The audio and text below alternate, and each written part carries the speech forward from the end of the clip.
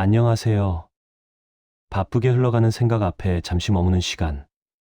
생각, 머무르다입니다.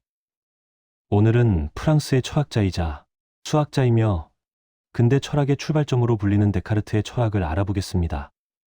영상을 시작하기에 앞서 구독과 좋아요를 살며시 눌러주시면 제가 영상을 제작하는데 정말 큰 힘이 됩니다. 그럼 시작하겠습니다. 1619년 11월 10일 밤, 독일 울름 근처 눈 덮인 작은 마을. 한 젊은 프랑스 군인이 난로 앞에 앉아 있습니다. 그의 이름은 르네 데카르트. 23살.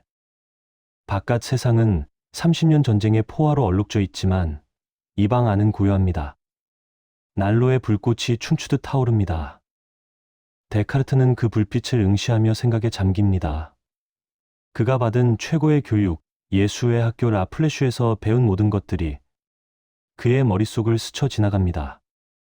신학, 철학, 수학, 천문학. 하지만 이상했습니다.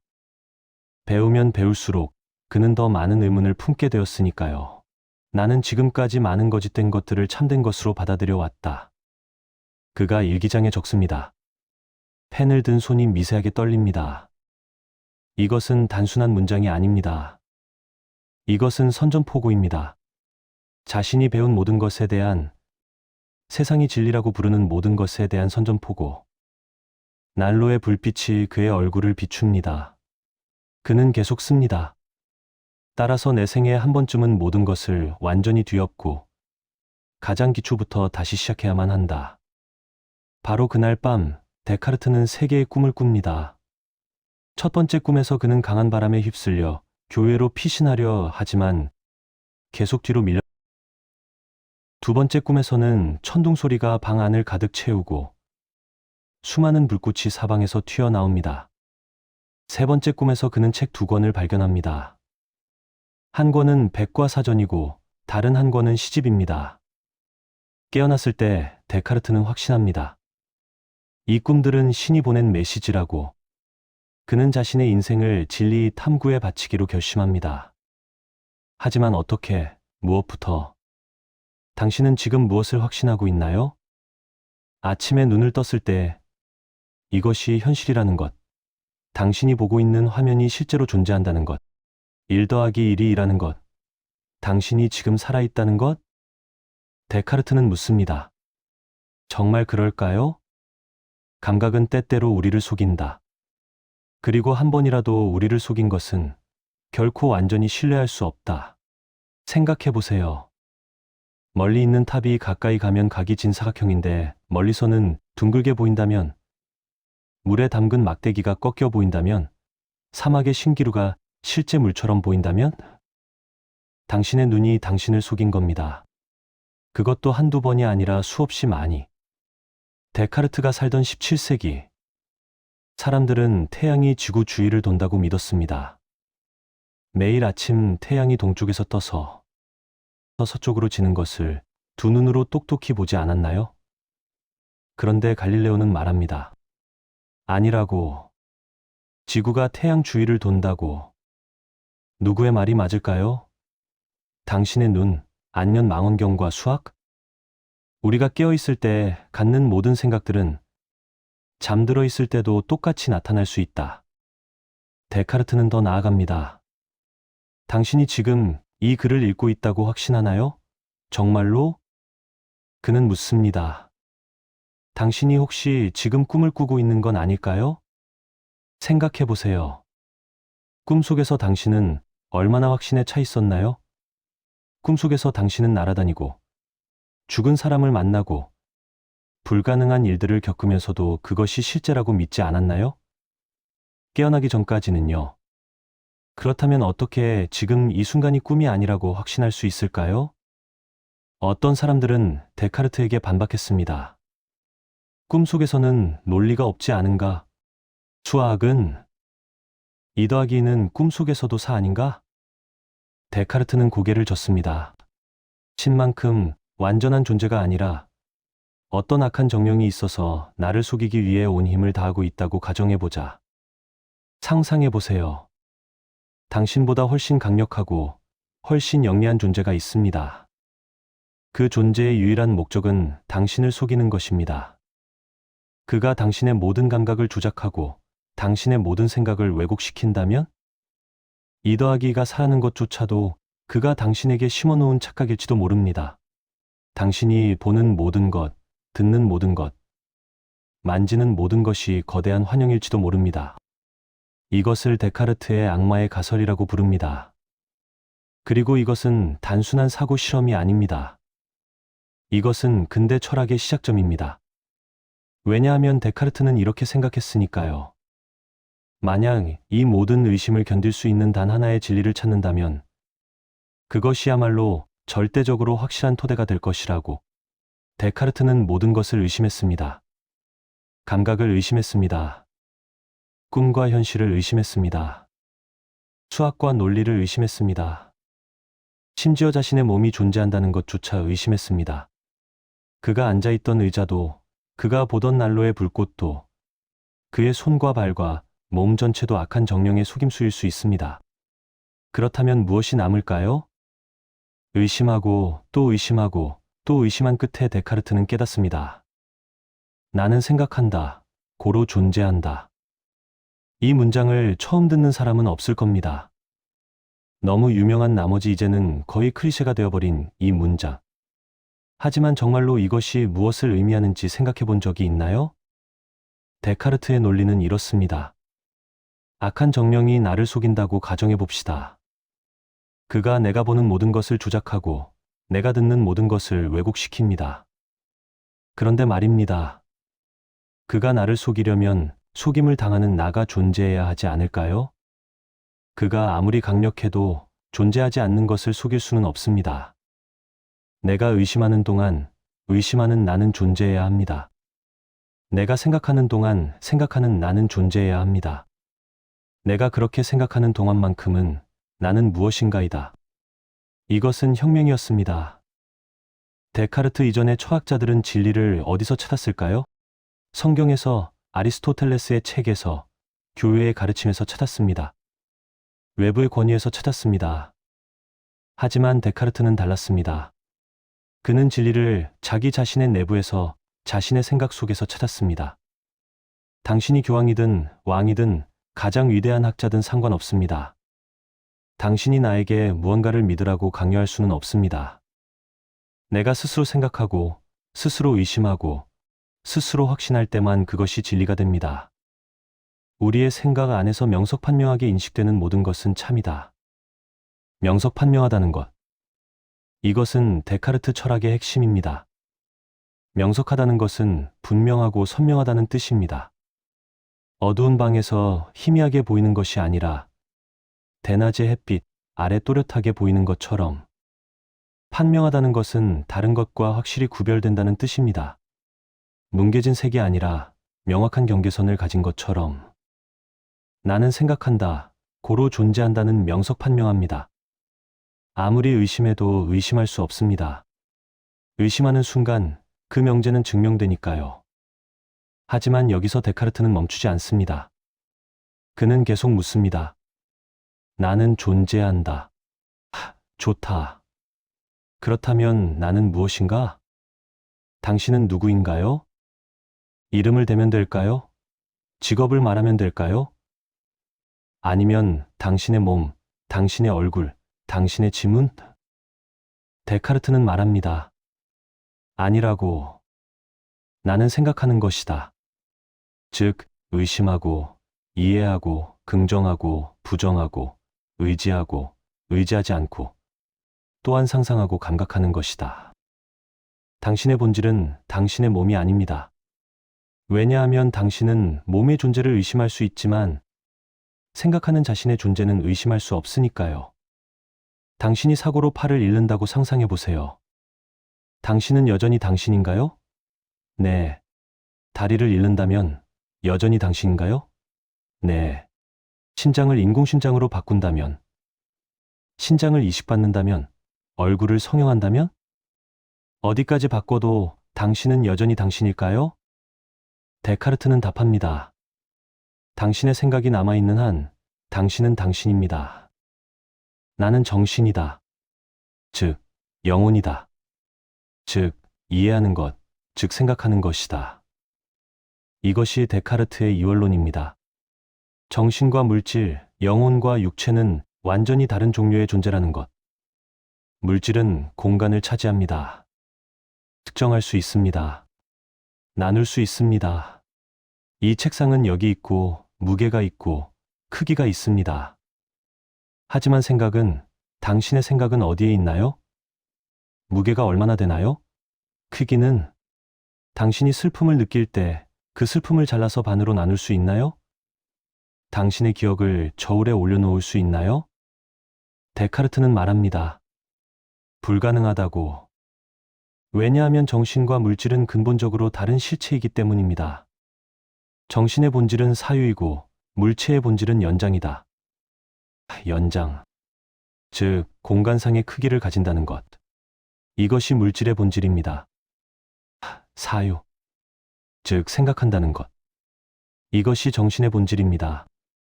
그런데 여기서 문제가 생깁니다. 만약 정신과 육체가 완전히 다른 종류의 존재라면 어떻게 이 둘이 상호작용할 수 있을까요? 당신이 무서운 영화를 볼 때 심장이 빨리 뛰는 것은 왜일까요? 정신적인 공포가 어떻게 물리적인 심장박동을 일으키나요? 당신이 다리를 다쳤을 때 고통을 느끼는 것은 물리적인 손상이 어떻게 정신적인 고통으로 바뀌나요? 데카르트는 답을 찾으려 했습니다. 그는 내 속의 송과선이라는 작은 기관이 정신과 육체를 연결한다고 주장했습니다. 하지만 이것은 문제를 해결하지 못했습니다. 송과선도 물질인데 어떻게 비물질적인 정신과 연결될 수 있을까요? 이것은 데카르트 철학의 가장 큰 난제 중 하나였습니다. 그리고 이 문제는 오늘날까지도 완전히 해결되지 않았습니다. 뇌과학자들은 뇌를 연구합니다. 뉴런을 관찰하고 시냅스를 측정하고 뇌파를 기록합니다. 하지만 여전히 설명하지 못합니다. 어떻게 물질적인 뇌의 활동이 나라는 주관적인 경험을 만들어내는지, 왜 당신이 빨간색을 볼 때 그것이 빨갛게 느껴지는지, 왜 초콜릿이 달콤하게 맛있는지, 왜 고통이 아프게 느껴지는지, 이것을 이식의 어려운 문제라고 부릅니다. 그리고 이 문제의 시작점은 바로 데카르트였습니다.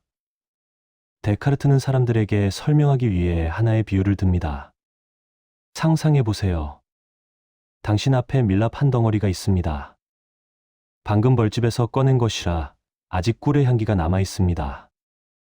이 밀랍은 노란색입니다. 딱딱합니다. 차갑습니다. 손가락으로 두드리면 소리가 납니다. 특정한 모양과 크기를 가지고 있습니다. 당신은 이 모든 것을 감각으로 인식합니다. 눈으로 색을 보고, 손으로 딱딱함을 느끼고, 코로 향기를 맡고, 귀로 소리를 듣습니다. 그런데 이 밀랍을 불 가까이 가져가면 어떻게 될까요? 색이 변합니다. 딱딱함이 사라집니다. 뜨거워집니다. 두드려도 소리가 나지 않습니다. 모양이 변합니다. 크기도 변합니다. 향기도 사라집니다. 밀랍에 대해 감각되던 모든 것이 변한다. 그런데도 같은 밀랍이 남아있다. 이것은 무엇을 의미할까요? 당신은 여전히 그것을 밀랍이라고 부릅니다. 왜죠? 당신이 처음에 인식했던 모든 감각적 속성들이 다 변했는데도요? 데카르트는 답합니다.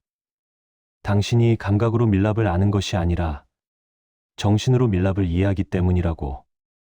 밀랍은 정신만으로, 즉 지성만으로 지각된다. 당신의 눈은 노란색 덩어리를 봅니다. 하지만 그것이 밀랍이라는 것을 아는 것은 눈이 아닙니다. 당신의 정신입니다. 당신의 손은 딱딱함을 느낍니다. 하지만 그것이 열을 가하면 녹는 물질이라는 것을 아는 것은 손이 아닙니다. 당신의 이성입니다. 생각해 보세요. 당신이 오랜 친구를 10년 만에 만났다고 상상해 보세요. 그 친구는 머리카락이 희끗희끗해졌습니다. 주름이 생겼습니다. 목소리도 조금 변했습니다. 체형도 달라졌습니다. 하지만 당신은 여전히 그를 알아봅니다. 왜죠? 당신의 감각이 인식하는 것은 변했습니다. 하지만 당신의 정신은 본질을 파악합니다. 표면적인 변화 너머에 있는 동일성을 인식합니다. 우리가 보았다고 혹은 만졌다고 말하는 것들을 실제로는 정신만으로 판단한다. 이것은 중요한 통찰입니다. 당신은 지금 화면을 보고 있습니다. 하지만 정말로 화면을 보는 것은 당신의 눈이 아닙니다. 눈은 단지 빛의 파장을 감지할 뿐입니다. 그 빛의 패턴을 의미 있는 글자로, 문장으로, 생각으로 바꾸는 것은 당신의 정신입니다. 당신이 음악을 들을 때 귀는 공기의 진동을 감지합니다. 하지만 그것을 아름다운 멜로디로, 슬픈 노래로, 행복한 리듬으로 느끼는 것은 당신의 마음입니다. 정신은 육체보다 더 쉽게, 더 명석판명하게 인식된다. 이것은 역설처럼 들립니다. 우리는 몸을 직접 만질 수 있지만 정신은 만질 수 없으니까요. 하지만 데카르트의 논리를 따라가 보면 이해가 됩니다. 당신은 당신의 몸을 의심할 수 있습니다. 지금 꿈을 꾸고 있는 건 아닐까? 환각을 보는 건 아닐까? 하지만 당신이 의심하고 있다는 사실 자체는 의심할 수 없습니다. 의심하려면 정신이 있어야 하니까요. 따라서 정신의 존재는 육체의 존재보다 더 확실합니다. 이제 데카르트는 하나의 확실한 토대를 얻었습니다. 나는 생각한다. 고로 존재한다. 하지만 이것만으로는 충분하지 않습니다. 데카르트는 더 큰 그림을 그리고 싶었습니다. 어떻게 외부 세계의 존재를 확신할 수 있을까요? 어떻게 수학의 진리를 믿을 수 있을까요? 어떻게 악한 정령의 속임수가 아니라고 확신할 수 있을까요? 데카르트의 답은 놀랍습니다. 신입니다. 나는 내 안에 무한한 존재에 대한 관념을 발견한다. 생각해 보세요. 당신은 완전함이라는 개념을 알고 있습니다. 무한함이라는 개념도 알고 있습니다. 하지만 어떻게 당신은 완전하지 않습니다. 유한합니다. 실수를 합니다. 한계가 있습니다. 불완전한 존재가 어떻게 완전함의 개념을 가질 수 있을까요? 데카르트는 답합니다. 누군가가 그 개념을 당신 안에 넣어주었기 때문이라고. 원인 안에는 결과 안에 있는 것만큼의 실제성이 있어야 한다. 무슨 뜻일까요? 당신이 그림을 그렸다고 상상해 보세요. 당신의 그림은 당신보다 더 완전할 수 없습니다. 당신이 알지 못하는 것을 그릴 수 없고, 당신이 가지지 못한 능력을 표현할 수 없습니다. 마찬가지로 무한함의 관념이 당신 안에 있다면 그것을 만든 원인은 적어도 무한함만큼의 실제성을 가지고 있어야 합니다. 그 원인은 무엇일까요? 당신이 아닙니다. 당신은 유한하니까요. 다른 사람도 아닙니다. 그들도 유한하니까요. 따라서 무한한 존재, 즉 신이 있어야 합니다. 신은 존재한다. 왜냐하면 나는 신의 관념을 가지고 있기 때문이다. 어떤 사람들은 이렇게 반박했습니다. 무한함의 개념은 그냥 유한함의 부정 아닌가요? 끝이 없다는 것, 즉 유한하지 않다는 것. 데카르트는 고개를 젓습니다. 오히려 나는 유한한 존재로서의 나 자신을 이해하기 위해서 먼저 무한한 존재의 관념을 가지고 있어야 한다. 당신이 부족하다는 것을 알려면 먼저 완전함이 무엇인지 알아야 합니다. 당신이 한계가 있다는 것을 깨달으려면 먼저 무한함이 무엇인지 알아야 합니다. 어둠을 이해하려면 빛의 개념이 필요하듯이 불완전함을 이해하려면 완전함의 개념이 필요합니다. 그리고 데카르트는 한 걸음 더 나아갑니다. 완전한 존재의 본질에는 존재가 포함된다. 이것은 안셀무스의 존재론적 증명을 변형한 것입니다. 논리는 이렇습니다. 신은 정의상 가장 완전한 존재입니다. 만약 신이 존재하지 않는다면 신은 존재라는 완전성을 결여한 것이 됩니다. 따라서 가장 완전한 존재가 아니게 됩니다. 이것은 모순입니다. 따라서 신은 반드시 존재해야 합니다. 삼각형의 세 내각의 합이 180도인 것처럼 신의 본질에는 존재가 포함됩니다. 산의 관념에서 골짜기를 분리할 수 없듯이 신의 관념에서 존재를 분리할 수 없다. 물론 이 증명에는 많은 비판이 있었습니다. 칸트는 나중에 존재는 속성이 아니다라고 반박했습니다. 하지만 데카르트에게 이것은 중요했습니다. 왜냐하면 신의 존재가 증명되면 다른 모든 것도 따라오니까요. 신은 완전합니다. 데카르트는 신의 존재를 증명했습니다. 완전한 신, 전지전능한 신. 그런데 여기서 하나의 중요한 결론이 나옵니다. 신은 기만자가 아니다. 왜냐하면 속임수는 불완전함에서 나오기 때문입니다. 사람들은 왜 거짓말을 할까요? 진실을 말할 용기가 없어서, 혹은 진실을 감춰야 할 이유가 있어서입니다. 이것은 모두 약함의 표시입니다. 완전한 존재는 속일 이유가 없습니다. 속일 필요도 없습니다. 따라서 신이 우리에게 준 이성, 그리고 우리가 명석판명하게 인식하는 것들은 진리여야 합니다. 신이 나에게 부여한 능력으로 명석판명하게 파악한 모든 것은 참이다. 이것은 엄청난 비약입니다. 데카르트는 단 하나의 확실성에서 시작했습니다. 나는 생각한다. 고로 존재한다. 그리고 이제 그는 전체 세계의 실제성을 확보했습니다. 악한 정령은 사라졌습니다. 왜냐하면 완전한 신이 그런 기만을 허락하지 않을 테니까요. 수학의 진리는 보장됩니다. 왜냐하면 신이 우리에게 준 이성이 그것을 명석판명하게 파악하니까요. 외부 세계의 존재도 확실해집니다. 왜냐하면 우리의 감각이 일관되게 외부 대상을 지시하고 신이 우리를 그렇게 체계적으로 속이지 않을 테니까요. 하지만 여기서 문제가 생깁니다. 만약 신이 완전하고 기만하지 않는다면 왜 우리는 착각을 할까요? 왜 오류를 범할까요? 왜 잘못된 판단을 내릴까요? 데카르트는 이 문제와 씨름합니다. 그리고 하나의 답을 찾습니다.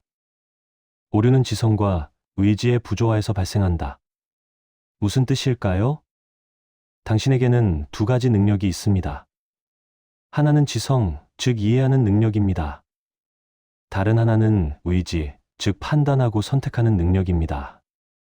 지성은 제한되어 있습니다. 당신은 모든 것을 알 수 없습니다. 모든 것을 명석판명하게 파악할 수 없습니다. 하지만 의지는 무한합니다. 당신은 무엇이든 판단할 수 있습니다. 무엇이든 선택할 수 있습니다. 심지어 당신이 제대로 이해하지 못한 것에 대해서도요. 의지가 지성보다 더 넓기 때문에 나는 의지를 적절한 한계 내에 유지하지 못하고 지성이 파악하지 못한 것들에까지 의지를 확장한다. 상상해 보세요. 친구가 당신에게 복잡한 투자 상품을 추천합니다. 당신은 그것을 완전히 이해하지 못합니다. 하지만 판단을 내립니다. 좋아. 투자할게. 이것이 오류의 원인입니다. 당신의 지성이 명석판명하게 파악하지 못한 것에 대해 의지가 성급하게 판단한 것입니다. 만약 당신이 명석판명하게 이해한 것에 대해서만 판단한다면 결코 오류를 범하지 않을 것입니다. 내가 참과 거짓을 충분히 명석판명하게 지각하지 못할 때는 판단을 보류하는 것이 올바르다. 이것은 데카르트의 윤리학의 시작입니다. 진리를 아는 것뿐만 아니라 어떻게 살아야 하는가의 문제입니다. 1637년 데카르트는 방법서설을 출판합니다. 원제는 이성을 올바르게 이끌고 학문에서 진리를 탐구하기 위한 방법서설입니다. 이 책에서 데카르트는 자신의 철학적 여정을 설명합니다. 그리고 흥미롭게도 철학적 의심을 실천하는 동안 어떻게 살아야 하는지에 대한 잠정적 도덕을 제시합니다. 왜 잠정적일까요? 왜냐하면 그는 아직 확실한 진리를 찾는 중이었으니까요. 모든 것을 의심하면서도 일상을 살아야 했으니까요. 나는 내 행동에서 확고하고 결단력 있게 행동할 수 있도록 잠정적인 도덕률을 형성했다. 첫 번째 규칙은 이것입니다. 내 나라의 법률과 관습에 복종하라. 이것은 보수적으로 들립니다. 데카르트, 모든 것을 의심하던 그 데카르트가 기존 질서에 순응하라고 말하다니. 하지만 그의 논리를 이해해야 합니다. 그는 이론과 실천을 구분했습니다. 이론의 세계에서는 모든 것을 의심할 수 있습니다. 아니, 의심해야 합니다. 하지만 실천의 세계에서는 매일 결정을 내려야 합니다. 행동해야 합니다. 숲속에서 길을 잃은 여행자는 이쪽 저쪽으로 방황해서는 안 되고 한 방향을 선택해서 가능한 한 일직선으로 걸어야 한다. 당신이 숲에서 길을 잃었다고 상상해 보세요. 어느 방향이 맞는지 확신할 수 없습니다. 이때 가장 나쁜 선택은 무엇일까요?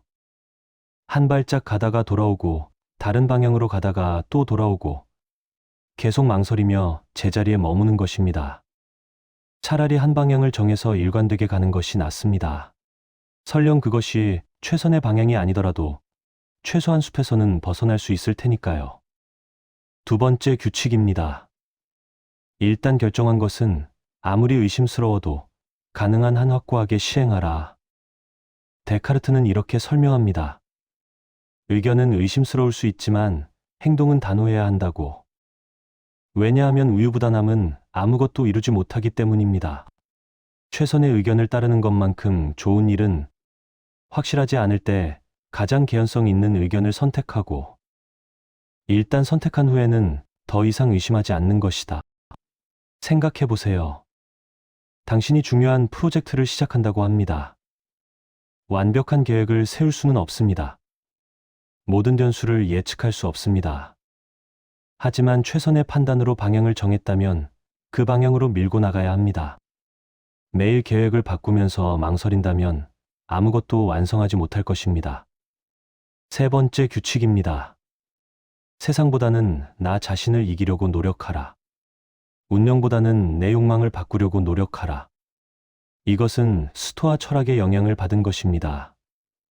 에픽테토스, 세네카, 마르쿠스 아우렐리우스의 가르침이 여기 녹아 있습니다. 데카르트는 깨달았습니다. 세상에는 당신이 통제할 수 있는 것과 통제할 수 없는 것이 있다는 것을. 날씨를 통제할 수 없습니다. 타인의 마음을 통제할 수 없습니다. 과거를 바꿀 수 없습니다. 운명을 완전히 좌우할 수 없습니다. 하지만 당신의 생각은 통제할 수 있습니다. 당신의 욕망은 조절할 수 있습니다. 당신의 반응은 선택할 수 있습니다. 우리의 힘 안에 있는 것은 오직 우리의 생각뿐이다. 비가 온다고 불평할 수 있습니다. 아니면 우산을 가져올 걸 후회할 수 있습니다. 또는 비를 받아들이고 그 속에서 할 수 있는 최선을 찾을 수 있습니다. 무엇이 당신을 더 평화롭게 만들까요? 이 규칙을 따르기만 한다면 영원한 행복을 누릴 수 있을 것이다. 네 번째 규칙은 그의 인생의 방향성을 제시합니다. 이성을 개발하고 진리 탐구에 전념하라. 데카르트에게 최고의 삶은 무엇이었을까요? 부호, 명예, 권력? 아닙니다. 진리를 아는 것. 명석판명하게 사물을 파악하는 것. 이성을 최대한 발휘하는 것. 나는 이성을 사용하여 내가 해야 할 것과 하지 말아야 할 것을 배우는데 평생을 바치기로 결심했다. 이 네 가지 규칙은 잠정적이었지만 데카르트는 평생 이것들을 실천했습니다. 그리고 나중에 말합니다. 이것들이 그의 삶을 충분히 잘 인도했다고. 1649년 데카르트 인생의 마지막 해. 그는 정념론을 출판합니다. 영혼의 정념들에 관한 논문. 이것은 놀라운 책입니다. 왜냐하면 정신과 육체를 완전히 분리했던 데카르트가 이제 그 둘의 상호작용을 다루기 때문입니다. 정념이란 무엇일까요? 오늘날 우리는 감정이라고 부릅니다. 기쁨, 슬픔, 분노, 두려움, 사랑, 미움. 정념이란 영혼 안에서 영혼에 의해 야기되고 유지되고 강화되는 지각, 감정, 혹은 영혼의 감동이다. 데카르트는 정념을 세심하게 분류합니다. 그는 6가지 기본 정념이 있다고 말합니다. 경탄, 사랑, 미움, 욕망, 기쁨, 슬픔. 다른 모든 정념들은 이 6가지의 조합이거나 변형입니다. 두려움은 무엇일까요? 미래의 악에 대한 슬픔입니다. 희망은 무엇일까요? 미래의 선에 대한 기쁨입니다. 용기는 두려움을 극복하는 힘입니다. 정념 자체로는 선하지도 악하지도 않다. 오직 그 사용에 따라 선하거나 악하다. 이것은 중요한 통찰입니다. 데카르트 이전의 많은 철학자들, 특히 스토아 철학자들은 정념을 제거해야 할 것으로 봤습니다. 하지만 데카르트는 다르게 생각합니다. 정념은 자연스러운 것이고 심지어 유용한 것이라고. 분노는 나쁜 것일까요? 항상 그런 것은 아닙니다. 분노는 우리를 위협에서 보호하게 만들 수 있습니다. 부정의에 맞서게 할 수 있습니다. 두려움은 나쁜 것일까요? 항상 그런 것은 아닙니다. 두려움은 위험을 피하게 만듭니다. 신중하게 만듭니다. 문제는 정념 자체가 아니라 정념에 지배당하는 것입니다. 정념의 가장 큰 쓸모는 정념이 영혼으로 하여금 육체에 유익한 일을 지속하고 준비하게 한다는 것이다. 당신이 사자를 만났다고 상상해 보세요. 두려움이 당신을 엄습합니다. 심장이 빨리 뜁니다. 아드레날린이 분비됩니다. 근육에 피가 몰립니다. 왜 이런 일이 일어날까요? 당신이 도망치거나 싸울 준비를 하도록 만들기 위해서입니다. 두려움은 당신의 생존을 위한 자연의 설계입니다. 사랑은 어떨까요? 당신이 사랑하는 사람을 볼 때 심장이 두근거립니다. 행복감을 느낍니다. 왜일까요?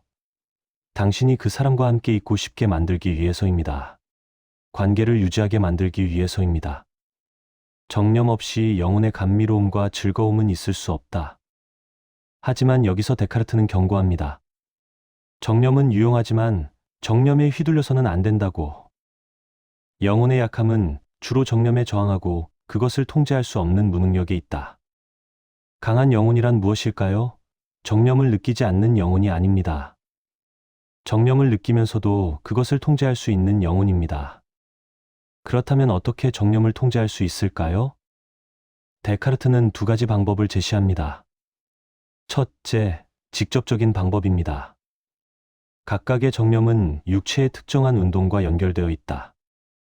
따라서 그 운동을 통제함으로써 정념을 통제할 수 있다. 당신이 화가 났다고 상상해 보세요. 주먹을 불끈 쥐고 이를 악물고 얼굴이 붉어집니다.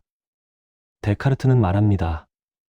의도적으로 주먹을 펴고 턱을 이완하고 깊게 숨을 쉬어보라고. 육체의 긴장이 풀리면 정념의 강도도 약해집니다.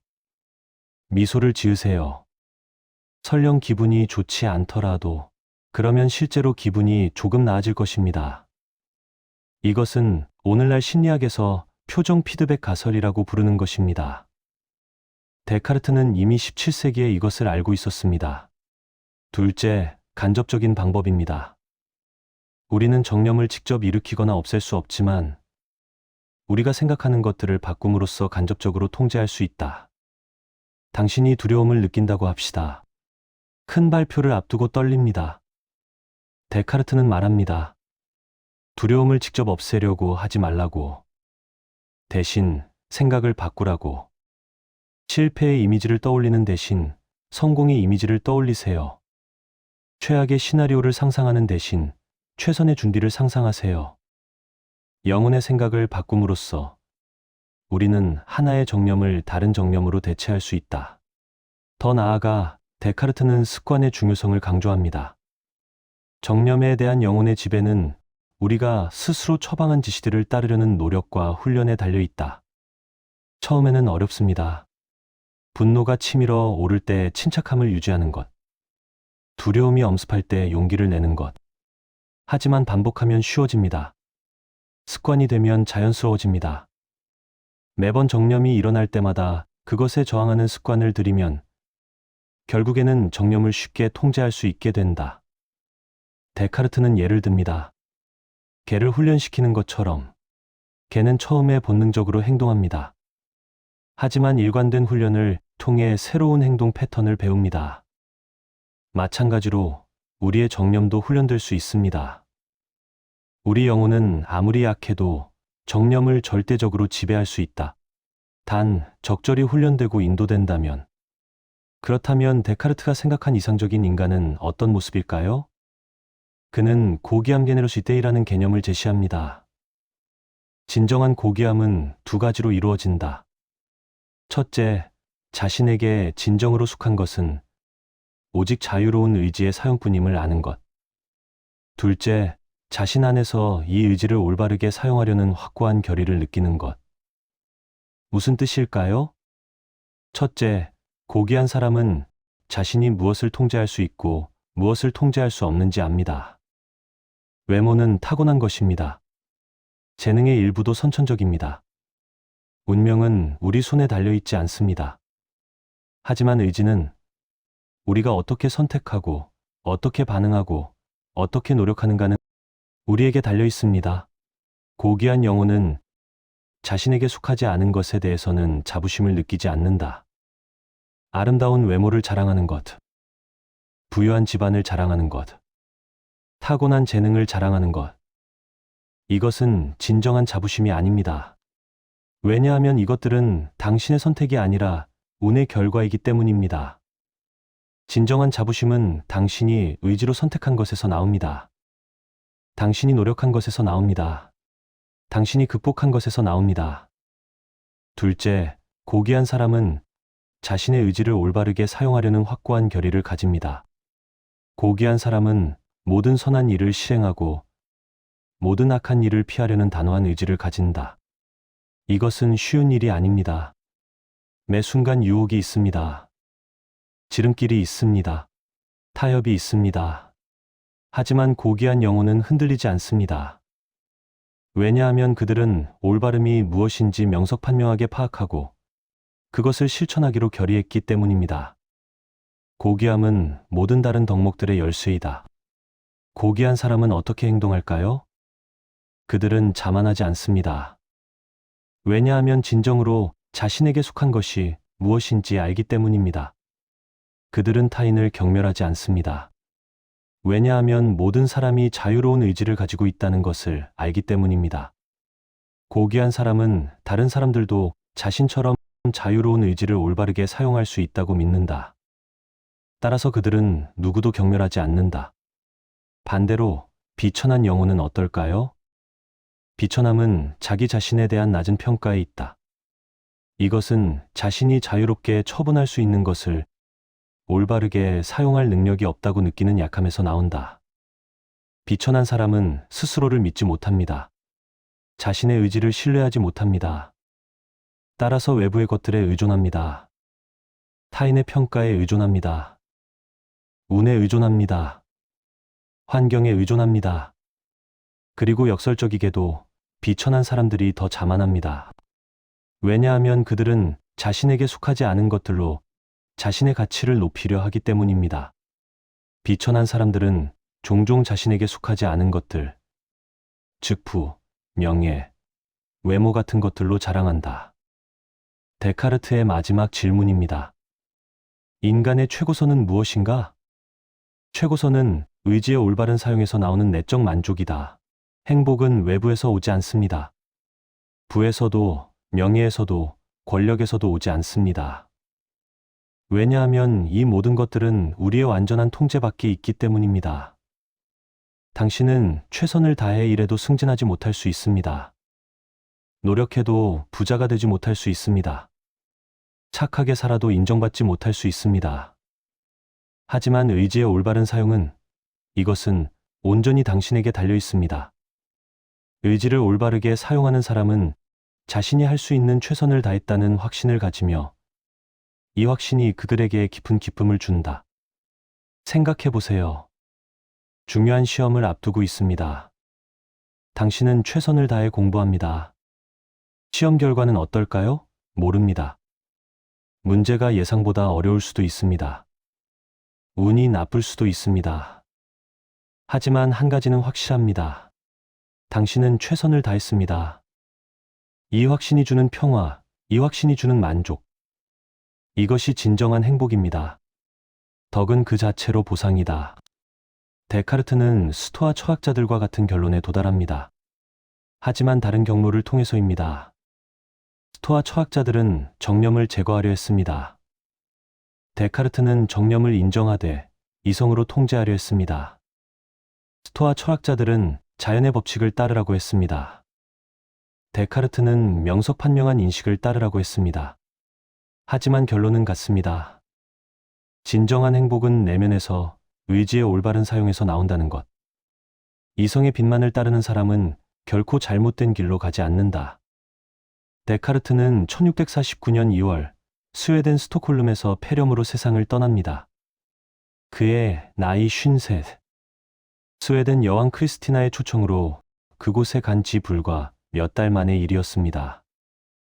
여왕은 새벽 5시에 철학 수업을 원했고 추운 스웨덴의 겨울은 데카르트의 약한 체질을 견디기 어려웠습니다. 하지만 그가 남긴 것은 영원했습니다. 데카르트 이전의 세계와 이후의 세계는 달랐습니다. 중세의 사람들은 권위에 물었습니다. 성경은 뭐라고 하는가? 아리스토텔레스는 뭐라고 했는가? 교회는 뭐라고 가르치는가? 하지만 데카르트 이후 사람들은 자기 자신에게 묻기 시작했습니다. 나는 무엇을 명석판명하게 인식하는가? 나의 이성은 무엇을 말하는가? 나는 생각한다. 고로 존재한다. 이 문장은 단순한 철학적 명제가 아니었습니다. 이것은 선언이었습니다. 인간 이성의 독립 선언. 당신은 누구에게도 당신이 무엇을 믿어야 하는지 들을 필요가 없습니다. 당신은 스스로 생각할 수 있습니다. 스스로 의심할 수 있습니다. 스스로 진리를 찾을 수 있습니다. 데카르트의 유산은 무엇일까요? 그는 근대 철학의 아버지가 되었습니다.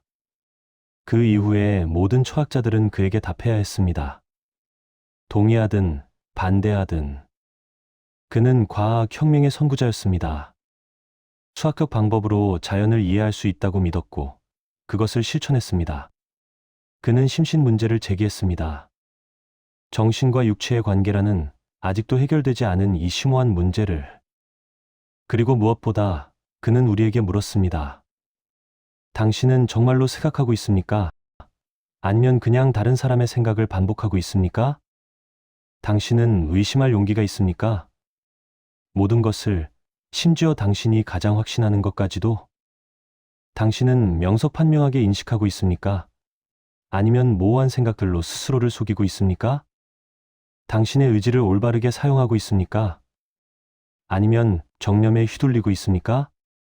오늘날 21세기를 사는 우리에게 데카르트는 여전히 질문을 던집니다. SNS의 수많은 정보 속에서 당신은 무엇을 진리로 받아들입니까? 그것을 스스로 검증했습니까? AI가 생각하는 시대에 당신의 생각은 진정으로 당신의 것입니까? 바쁜 일상 속에서 당신은 진정으로 중요한 것에 집중하고 있습니까? 아니면 통제할 수 없는 것들에 에너지를 낭비하고 있습니까? 데카르트가 난로 앞에 앉아 모든 것을 의심하던 그날 밤처럼 우리도 때로는 멈춰서서 물어야 합니다. 나는 누구인가?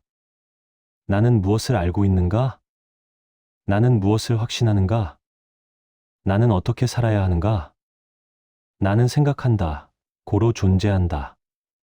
이 문장은 끝이 아닙니다. 시작입니다. 당신이 생각하는 순간, 당신은 존재합니다. 당신이 의심하는 순간, 당신은 살아있습니다. 당신이 묻는 순간, 당신은 자유롭습니다. 데카르트는 우리에게 물었습니다. 그리고 이제 당신이 답할 차례입니다. 철학의 모든 지혜는 두 가지로 요약된다. 하나는 우리 자신을 아는 것이고, 다른 하나는 우리가 의존하는 신을 아는 것이다. 그러나 이 둘 중에서 자기 자신을 아는 것이 더 쉽고 먼저 와야 한다. 오늘의 영상은 여기까지입니다. 오늘 내용이 마음에 와 닿으셨다면 구독과 좋아요로 응원해 주세요. 감사합니다.